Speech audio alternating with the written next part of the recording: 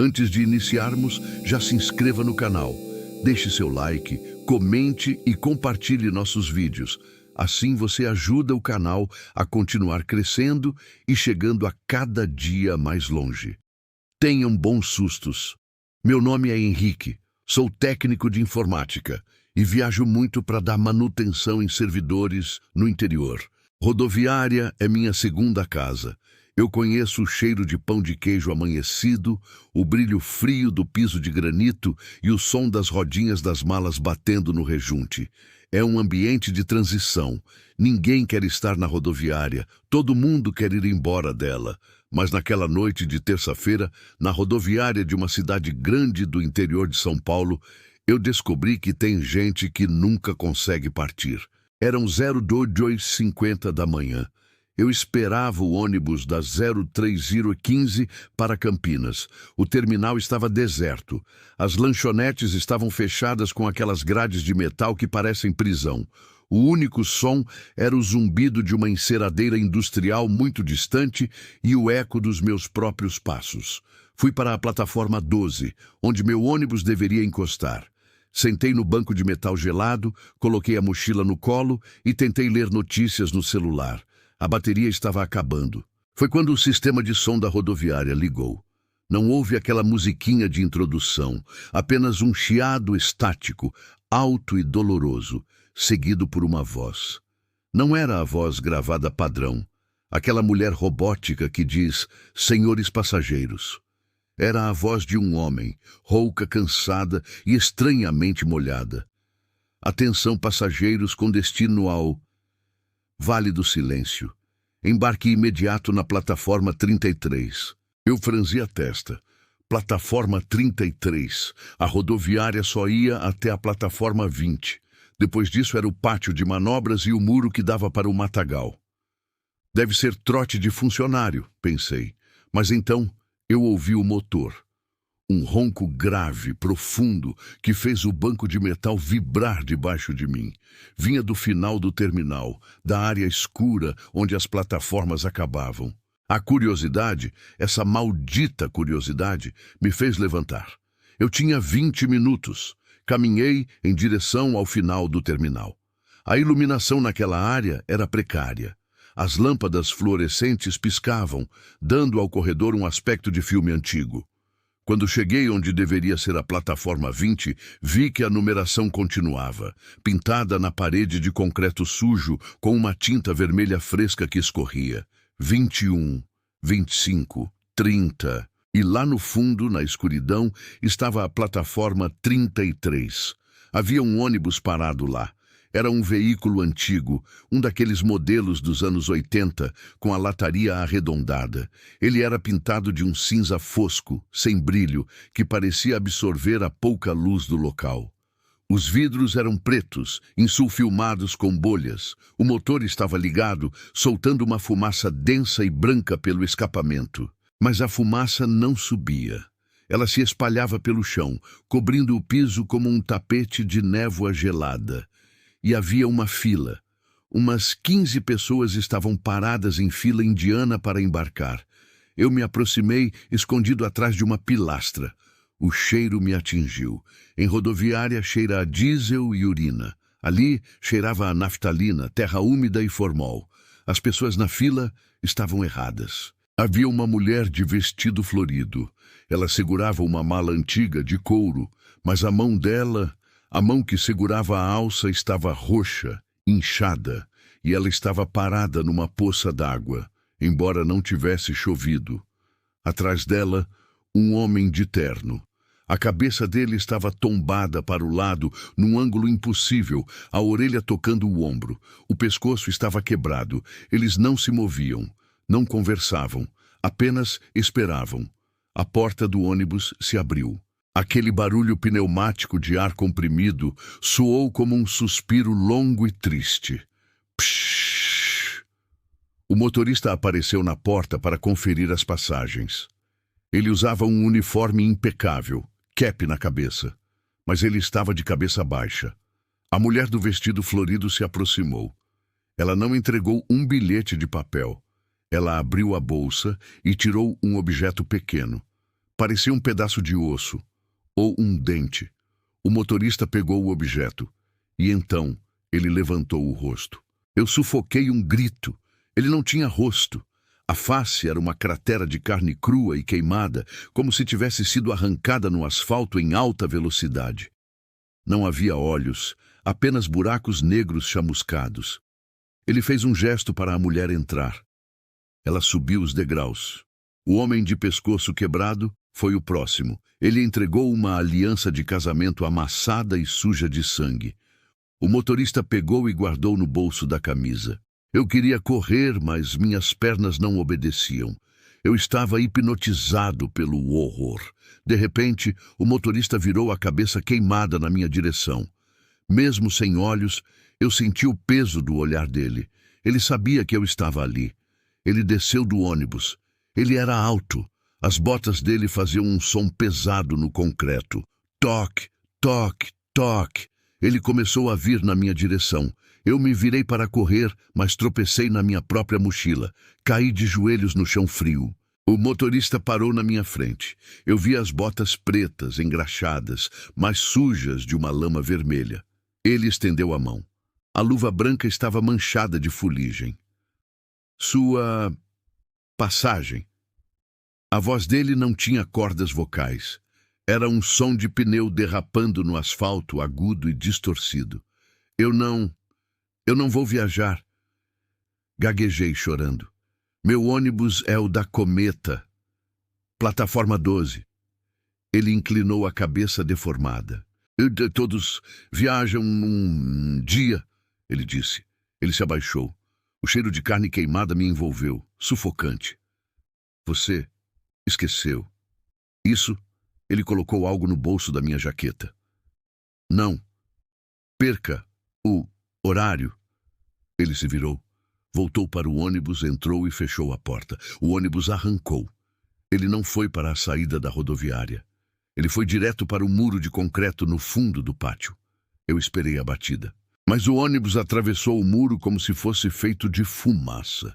Ele desapareceu na escuridão, levando os passageiros quebrados. Eu fiquei ali, no chão, até um segurança me encontrar, meia hora depois. Ei, rapaz, tá doido? O que tá fazendo aqui no pátio de manutenção? Essa área tá interditada há anos. Eu me levantei, tonto. O ônibus? A plataforma 33? O segurança ficou pálido. Não fala bobagem. Não existe plataforma 33. Vamos, seu ônibus já vai sair. Eu embarquei no meu ônibus normal. Viajei tremendo. Quando cheguei no hotel, tirei a jaqueta. Lembrei do que o motorista tinha colocado no meu bolso. Com medo, coloquei a mão. Tirei um papel. Era uma passagem de ônibus antiga, daquelas amarelas. A data estava borrada, ilegível, mas o nome do passageiro estava nítido, impresso em tinta fresca. Henrique Silva, meu nome. E no campo poltrona não havia número. Estava escrito, em espera. Eu queimei a passagem na pia do banheiro, mas desde aquele dia eu nunca mais viajo de ônibus à noite. E quando estou em algum lugar público e ouço um chiado no alto-falante, eu tapo os ouvidos. Porque eu tenho pavor de ouvir aquela voz molhada anunciando que a minha espera acabou e que o embarque na plataforma 33 vai começar. Meu nome é Rogério. Sou fiscal de pista em uma rodoviária de médio porte no interior do Paraná. Meu trabalho é simples: organizar o tráfego dos ônibus, verificar se as empresas estão cumprindo os horários e garantir que nenhum bêbado durma na área de manobra. É um trabalho solitário, especialmente no turno da madrugada, das 10 da noite às 6 da manhã. A rodoviária de madrugada é um lugar triste.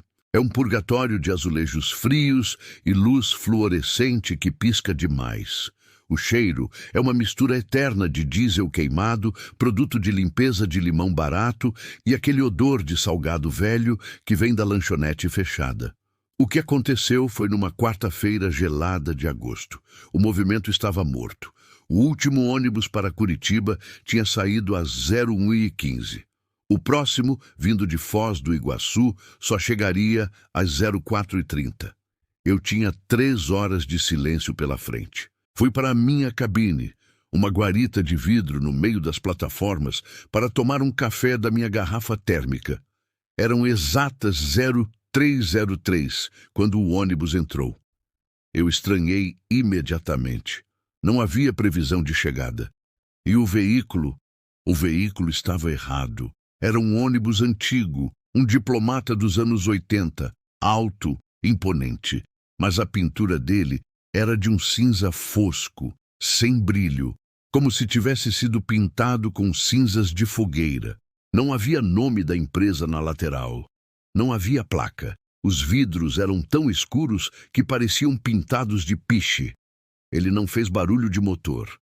Um veículo daquele tamanho, a diesel, deveria fazer o chão tremer. Mas ele deslizou pela rampa de acesso num silêncio absoluto. Apenas o som dos pneus de borracha esmagando a sujeira do asfalto. Ele parou na plataforma 9, a plataforma que estava interditada para manutenção no piso, cercada com fita zebrada. Ele rompeu a fita sem desacelerar e estacionou. Eu peguei minha prancheta e minha lanterna. Deve ser um clandestino, pensei. Vou ter que multar e expulsar. Saí da guarita.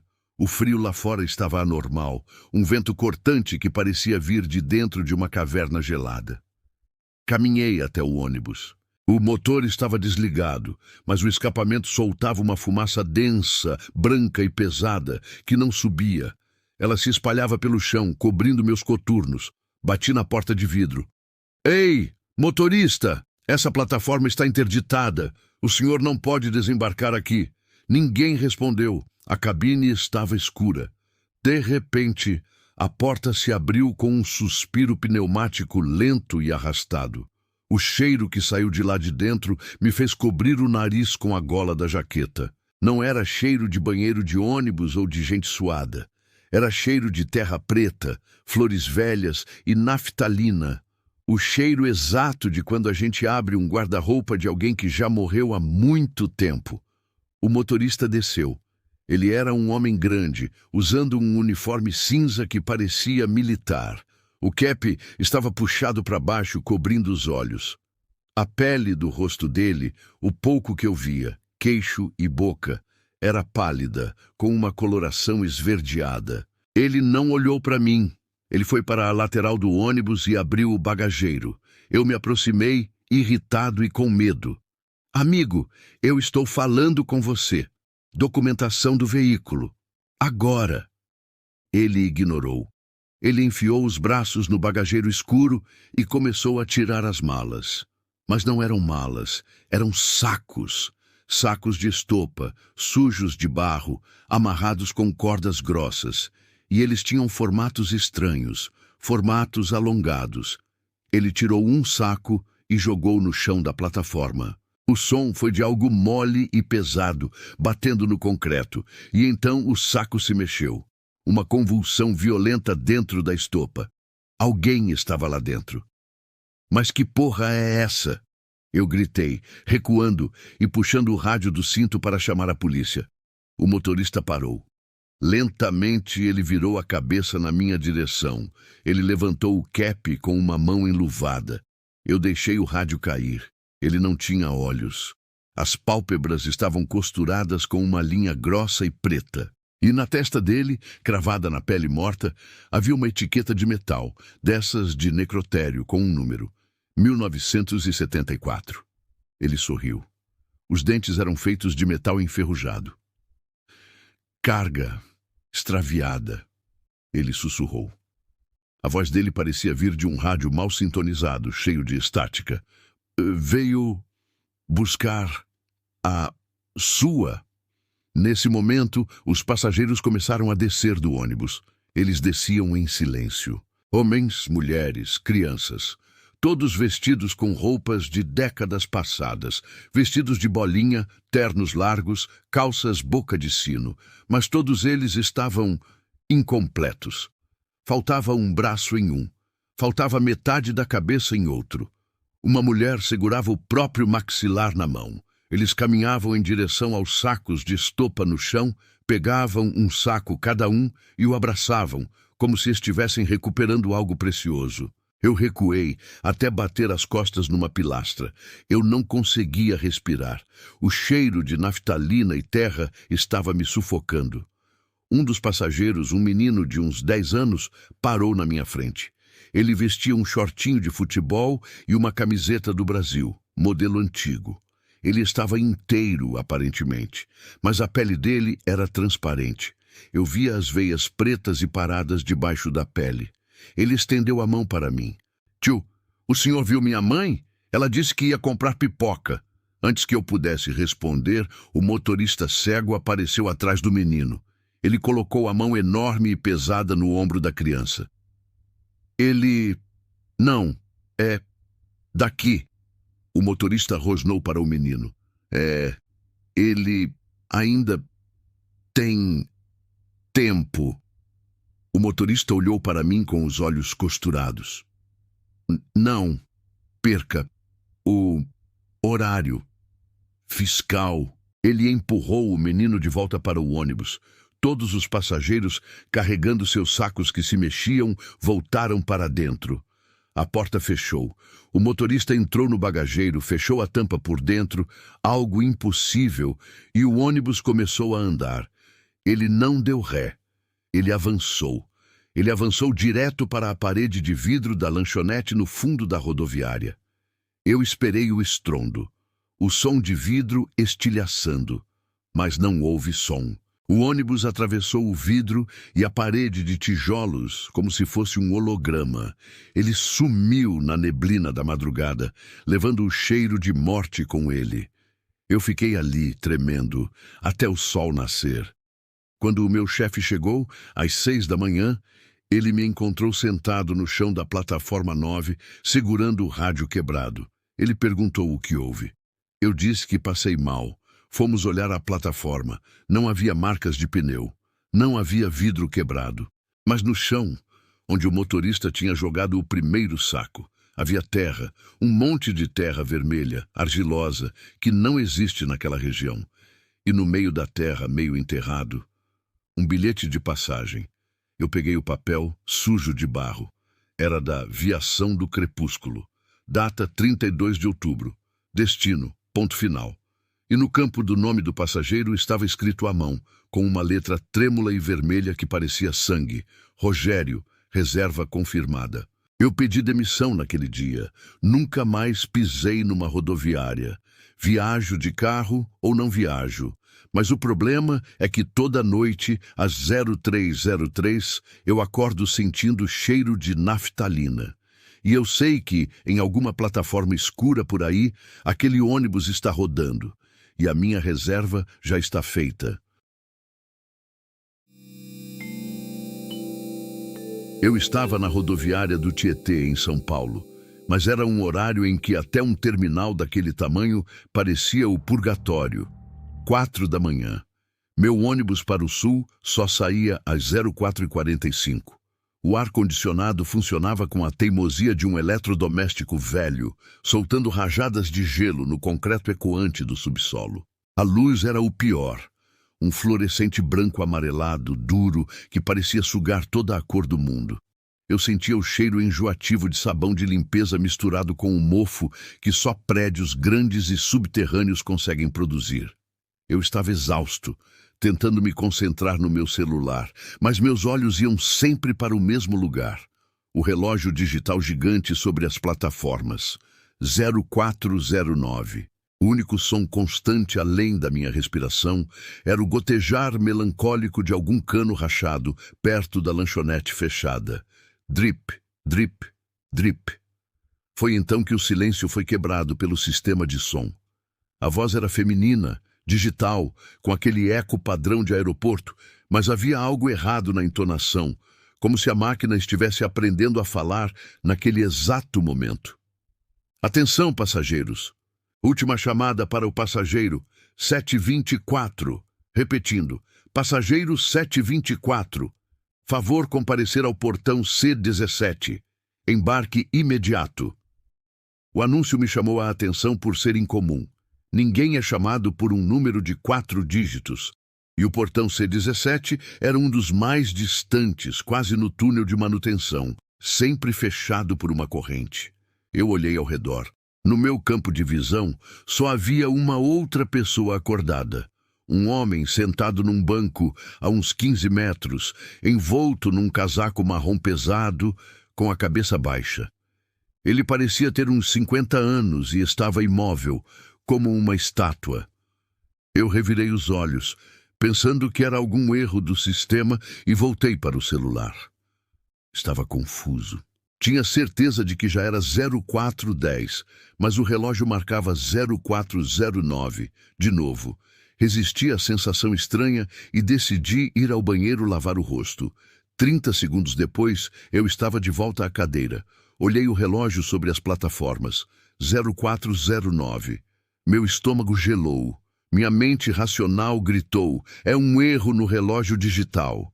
E então, o anúncio soou de novo.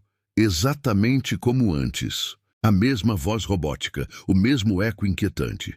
Atenção, passageiros, última chamada para o passageiro. 724. Repetindo, passageiro 724. Favor comparecer ao portão C17. Embarque imediato. Olhei para o homem de casaco marrom. Ele não se mexeu. Nenhuma reação, nem sequer um levantar de cabeça. Ele era o único passageiro que parecia estar perto da área C17. Eu peguei minha mochila. O pânico não vinha do medo do que estava acontecendo, mas da certeza de que eu estava perdendo a sanidade. O relógio tinha que estar funcionando. Eu andei lentamente até o balcão de informações vazio, olhei meu celular, 04:11 AM. Olhei o relógio da plataforma, 04:09. A diferença não fazia sentido. Quando cheguei a uns 10 metros do portão C17, vi que o homem do casaco marrom não estava mais no banco. Ele estava de pé, bem em frente ao portão de metal acorrentado. Meu coração batia como um martelo. Ele estava de costas, olhando fixamente para a grade. Eu senti uma urgência idiota de avisá-lo que o portão estava fechado. Com licença, senhor, eu chamei. Minha voz um sussurro rouco no silêncio. Este portão está... Ele começou a se virar, lentamente, como um pivô enferrujado. E foi aí que o terror se tornou algo físico, real, que apertou minhas têmporas. O casaco marrom dele estava úmido na parte de trás, com uma mancha escura que parecia óleo queimado, mas que brilhava levemente sob a luz fria. E na gola, pendurado por um fio, havia um pequeno crachá de identificação de papel plastificado. Consegui ler o que estava escrito. Passageiro, C17, número 724, destino não retornável. Ele terminou de se virar. Meu corpo ficou anestesiado. Eu esperava um rosto cadavérico, talvez podre, mas o que vi era muito pior. Ele tinha um rosto normal, cansado, com barba por fazer. Mas seus olhos, onde deveriam estar as íris, as pupilas, a esclera, havia apenas 2 cavidades perfeitamente lisas, feitas de uma substância branca e porosa, como giz ou osso lixado. Não havia profundidade. Era apenas um bloco branco e fosco. Ele abriu a boca, mas não foi ele quem falou. Foi o sistema de som da rodoviária. Apenas para mim, alto o suficiente para fazer meu ouvido latejar. Era a voz robótica e distorcida, agora lenta e gutural. O portão está aberto. 724. Aguardando. E então, um som de metal raspando. O cadeado do portão C17, que estava preso pela corrente, simplesmente se dissolveu na minha frente, caindo no chão com o som de cinzas úmidas. A corrente se desfez em partículas. O homem sem olhos apenas deu um passo e desapareceu na escuridão do túnel. Eu não vi ele andar, ele apenas não estava mais lá. A única coisa que sobrou foi o gotejar melancólico de sempre. Drip, drip, drip. Eu corri. Corri sem olhar para trás, até o portão de embarque do meu ônibus. Corri até ver gente normal. Quando a porta do meu ônibus abriu, eu caí no corredor e gritei para o motorista: "Vai, por favor, vá!" Quando olhei para o relógio da plataforma pela última vez, ele marcava 0409. Meu celular marcava 0423 AM. O loop tinha se quebrado. Eu não sei o que o passageiro 724 estava esperando.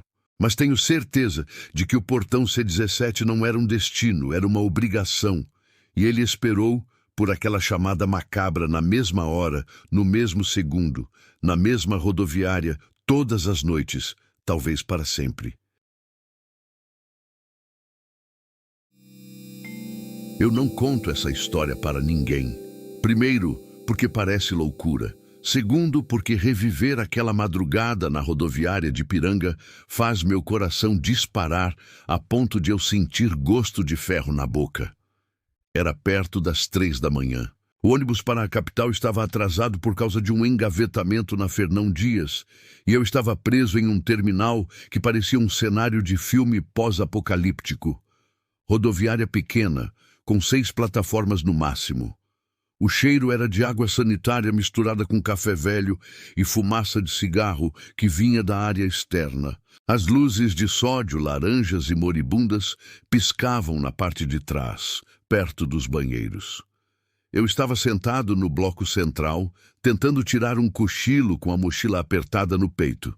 No meu campo de visão, a única outra alma era o guarda, cochilando com o rádio de comunicação chiando baixinho, mas havia mais uma pessoa. Numa fileira de cadeiras a uns 30 metros, sob a luz falha de um poste que vinha da janela, estava um homem. Ele usava um sobretudo marrom, com a gola levantada e um chapéu que cobria a maior parte do rosto. O que era estranho nele é que ele estava sentado de costas para mim, de frente para a parede de azulejos sujos da plataforma 5, perfeitamente imóvel. No começo, eu apenas o ignorei. Pensei, mais um viajante exausto. Mas à medida que os minutos se arrastavam naquele silêncio cavernoso, a imobilidade dele começou a me incomodar. Ninguém fica tão parado. Foi quando o som começou. Era muito baixo, abafado, mas constante, um som úmido e suave. Chomp, chomp, chomp. Parecia mastigação. Uma mastigação lenta, deliberada, com um som de algo sendo rasgado suavemente, seguido por um estalo úmido. Eu tentei ignorar, atribuindo a algum som externo, mas a rodoviária estava em absoluto silêncio. O único gotejar distante de uma calha velha parecia acentuar a quietude. Chomp, chomp. Fiquei 20 minutos ouvindo aquilo. 20 minutos de terror crescente, com o som parecendo emanar diretamente da cadeira do homem. Minha imaginação começou a trabalhar. O que ele estaria comendo que fazia aquele som? Algo estranhamente macio? Algo cru? Eu precisava sair dali. Levantei-me, fingindo que ia esticar as pernas, mas na verdade eu estava me arrastando para a lanchonete fechada, o ponto de vista mais próximo. Fiquei atrás do balcão, a respiração presa na garganta, e espiei. Eu estava a uns 5 metros dele agora, mas o ângulo ainda era difícil. O som parou, silêncio total. O zumbido da estática do rádio do guarda era ensurdecedor. Eu senti um frio que não vinha do ambiente. A gola do meu moletom parecia me sufocar. Naquele silêncio cortante, o homem se mexeu. Lentamente, com a rigidez de um autômato enferrujado, ele inclinou a cabeça para o lado. E então, ele virou o tronco. Não o suficiente para me ver, mas o suficiente para que a luz do poste falho iluminasse o que ele tinha nas mãos. Ele não estava comendo um sanduíche. Ele segurava algo que parecia carne. Era cinzento e pálido, com uma textura fibrosa, e estava ensanguentado. O sangue era espesso, quase negro, e escorria pelos seus dedos compridos, pingando no azulejo sujo. Eu prendi um grito, estava paralisado, a mão grudada no balcão de metal. Ele levou o pedaço de carne à boca, mas não mordeu. Apenas pressionou contra os lábios. E aí, ele me viu. Ele girou a cabeça numa velocidade não humana, diretamente para mim. Por um breve e terrível momento, o chapéu escorregou e eu vi o rosto dele. Era magro, com uma pele pálida e tensa sobre os ossos da face. A característica mais aterradora, porém, não era o que ele estava comendo, mas o que ele não tinha: sobrancelhas. A testa era lisa, e os olhos? Os olhos eram grandes, redondos, com as pupilas dilatadas para ocupar quase toda a íris, absorvendo a luz. Eram olhos de predador na escuridão, mas vazios. Ele não sorriu, mas sua boca se abriu de forma não natural, alargando-se num semicírculo que quase chegava às orelhas. Não havia dentes brancos. Havia algo mais fino, mais pontudo, como agulhas ou osso raspado. E ele não disse nada, apenas me encarou. Eu não pensei, eu apenas reagi. Meus pés encontraram o chão e eu disparei. Corri em direção à saída, em direção ao guarda, tropeçando nas cadeiras vazias. Eu ouvia o som da cadeira dele arrastando-se no chão. Ele estava vindo. Cheguei perto da guarita e gritei para o guarda, que acordou assustado. O homem lá atrás! O guarda, um senhor sonolento, piscou, se ajeitou e pegou o rádio. Que homem, moço? Só tem a gente aqui. Naquele instante, o freio a ar do meu ônibus de viagem, finalmente chegando, cortou o silêncio com um pft alto e salvador. Eu não olhei para trás. Eu simplesmente não pude. Corri para o portão de embarque e entrei no ônibus. Sentei no primeiro banco disponível e quando o ônibus finalmente se moveu, eu olhei pela janela. Na plataforma 5, sob a luz de sódio amarelada e falha, a cadeira estava vazia. Mas no chão, onde o homem estava, havia uma mancha escura de sangue. E eu, finalmente, entendi o que era o som. Não era mastigação de alimento, era o som de algo afiando os dentes. Eu nunca mais consegui esperar em uma rodoviária à noite sem sentir aquele frio gélido me cobrir. E toda vez que eu sento em um lugar vazio, eu dou uma olhada cautelosa na parede, só para ter certeza de que o homem do sobretudo marrom não está virado para lá, esperando pelo seu próximo lanche. Esta é a única vez que conto isso, e só faço porque a experiência me transformou. Se você já esperou a madrugada na rodoviária de Jundiaí ou de qualquer lugar com paredes azulejadas e luzes de mercúrio, sabe do que estou falando. Era 02h47 da manhã. O ônibus que me levaria para o Rio estava atrasado. Eu estava exausto, moído por um dia inteiro de trabalho e viagem. O terminal estava praticamente deserto. O cheiro era o de sempre, uma mistura fria de cera de chão, diesel e aquele vapor metálico que só o ar-condicionado velho solta. O silêncio era tão denso que o zumbido constante das lâmpadas fluorescentes no teto parecia gritar nos meus ouvidos. Eu estava na plataforma 7, a última do corredor. A luz ali era mais fraca. A maioria dos painéis digitais de destino estavam apagados. Mas um, acima da plataforma 8, que nunca era usada, estava ligado. Ele exibia algo que eu inicialmente pensei ser um erro de sistema. Destino. Nenhum lugar horário imediato eu esfreguei os olhos. Nenhum lugar. Certamente era um bug, uma falha de software. O que me gelou não foi o texto, mas a figura parada exatamente sob aquele painel. Era uma mulher. Ela usava um vestido simples, bege, que parecia da década de 50. O casaco de tricô desbotado estava pendurado nos ombros. Ela segurava uma única mala de couro antigo, marrom escura, daquelas que se fecham com fechos de metal. Ela estava parada, de costas para mim, olhando para a rua escura de onde os ônibus deveriam vir. Estava perfeitamente imóvel, a não ser por um detalhe sutil e perturbador. A cada 30 segundos, a luz do poste lá fora parecia falhar. Era um piscar, não de lâmpada, mas de tempo. E a cada piscar, a mulher parecia estar um passo mais perto da beira da plataforma, como se o espaço entre ela e a borda estivesse sendo sorvido.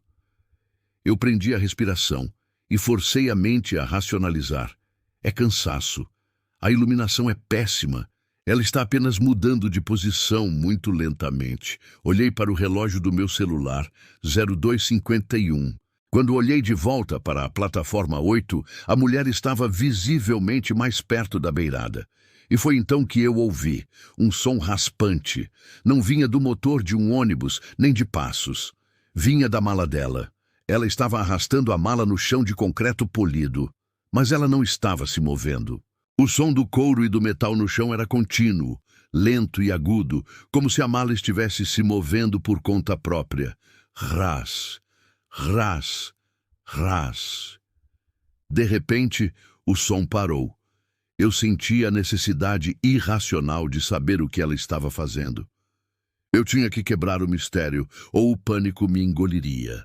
Levantei-me lentamente e andei na ponta dos pés até a lanchonete fechada, usando o balcão como cobertura. Olhei por cima. Agora eu estava a menos de 10 metros dela. A luz oscilante do poste lá fora iluminava suas mãos. Ela não estava mais segurando a mala. A mala estava a seus pés, e a mulher estava com os braços esticados na altura dos quadris, os dedos longos e finos, ligeiramente curvados. E o som raspante não vinha da mala, ele vinha do chão. Eu me inclinei mais para ver melhor, e o que vi fez o ar se tornar areia nos meus pulmões. Havia um círculo perfeito de arranhões ao redor dos pés dela, marcas circulares profundas, como se algo afiado estivesse sendo arrastado no mesmo ponto repetidas vezes. O concreto estava esbranquiçado e esfarelado. E o pior de tudo, a mulher estava girando, não o corpo inteiro, mas apenas os quadris e os joelhos. Ela estava girando no próprio eixo, lentamente, sem mover os pés. Era como se ela estivesse sendo apertada e torcida por uma força invisível. O tecido do vestido estava tenso na cintura e a cabeça, estranhamente, permanecia fixa, olhando para a escuridão da rua. Foi quando ela parou de girar, lentamente, e pela primeira vez ela virou o rosto na minha direção.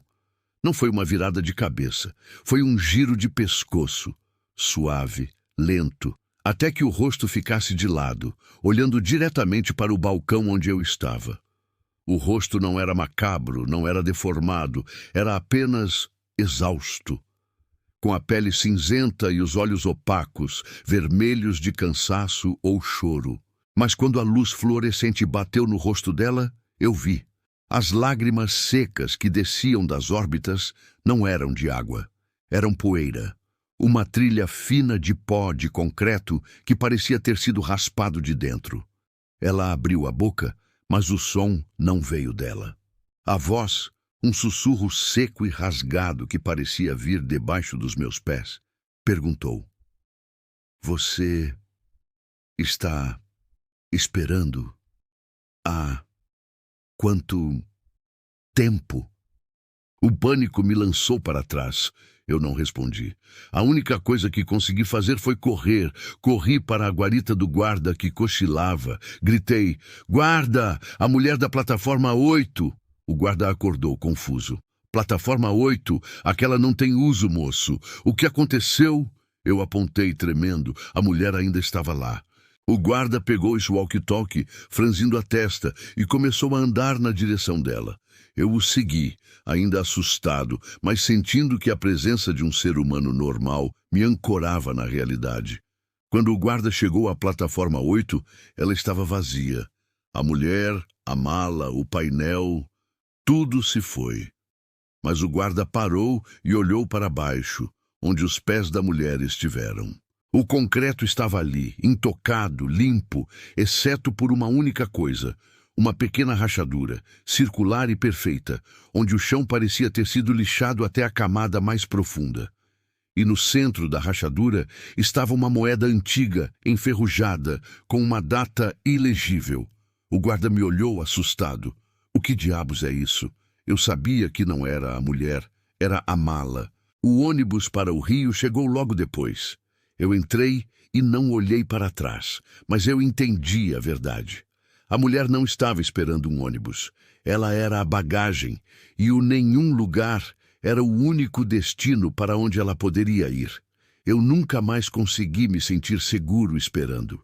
Sempre penso naquela mulher, girando lentamente, raspando o chão, e me pergunto: O que é que ela estava tentando arrancar daquele lugar antes de finalmente ser levada? E o que restou para trás?